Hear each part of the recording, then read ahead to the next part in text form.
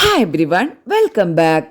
ഇന്ന് സെപ്റ്റംബർ 25, ലോക ശ്വാസകോശ ദിനം. ശ്വാസകോശത്തെ ബാധിക്കുന്ന ആസ്മ, ദീർഘകാല ശ്വാസതടസ്സ രോഗങ്ങൾ, ശ്വാസകോശ അർബുദം, ക്ഷയം, ന്യൂമോണിയ, ശ്വാസകോശങ്ങൾ ദ്രവിച്ചു പോകുന്ന ഇന്റർസ്റ്റിഷ്യൽ ശ്വാസകോശ രോഗങ്ങൾ തുടങ്ങിയ രോഗങ്ങൾ മൂലം എത്രയോ ആളുകൾ മരണത്തിന് കീഴടങ്ങുന്നു.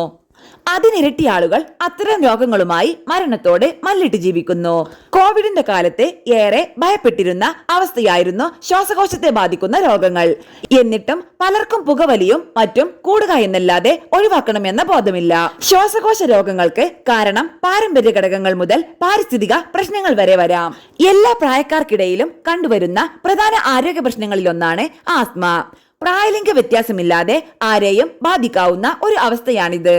ഇന്ന് ലോകത്തെ ഏകദേശം 300 ദശലക്ഷത്തിലധികം ആളുകൾ ആസ്മയുമായി ബുദ്ധിമുട്ടുന്നു എന്നാണ് കണക്ക്. 4 ലക്ഷത്തിൽ കൂടുതൽ മരണങ്ങളും സംഭവിക്കുന്നു. ഇന്ത്യയിൽ ജനസംഖ്യയുടെ ഏതാണ്ട് 3 മുതൽ 5% പേർ ആസ്മ ബാധിതരാണ്. ലോകാരോഗ്യ സംഘടനയുടെ കണക്കനുസരിച്ച് ആഗോള ആസ്മ മരണങ്ങളിൽ 22% മരണങ്ങളും ഇന്ത്യയിലാണ് നടക്കുന്നത് എന്നാണ് റിപ്പോർട്ടുകൾ. ചികിത്സിക്കാൻ ഏറെ എളുപ്പമായ രോഗമാണെങ്കിലും ആളുകൾ നിയന്ത്രിക്കപ്പെടാതെയാണ് ജീവിക്കുന്നത്. കാലാവസ്ഥാ മാറ്റങ്ങൾ, പൊടിപടലങ്ങൾ, പൂമ്പൊടി തുടങ്ങിയവ ഈ അവസ്ഥ കൂടുതൽ ബുദ്ധിമുട്ടാക്കും.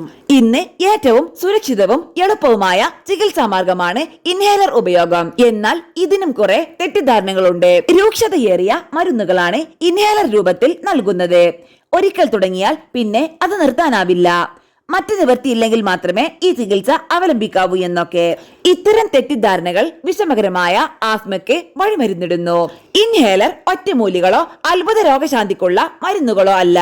സാധാരണ ആസ്മയ്ക്കുള്ള ഗുളികകളും കുത്തിവെപ്പ് മരുന്നുകളും തീരെ ചെറിയ അളവിൽ ഇൻഹേലർ രൂപത്തിലാക്കി എന്നുള്ളൂ. ശരിയായ ചികിത്സ ശരിയായ രീതിയിൽ ശരിയായ സമയത്ത് നൽകിയാൽ ആസ്മ നിയന്ത്രണ വിധേയമാക്കാവുന്നതേയുള്ളൂ. മരണകാരണങ്ങളിൽ 3ാമത് നിൽക്കുന്നതാണ് ശ്വാസതടസ്സ രോഗങ്ങൾ. ഇന്ത്യയിലെ മൊത്തം കണക്കെടുത്താലും 13% മരണങ്ങളുടെ കാരണം ശ്വാസതടസ്സ കാരണങ്ങളാവും.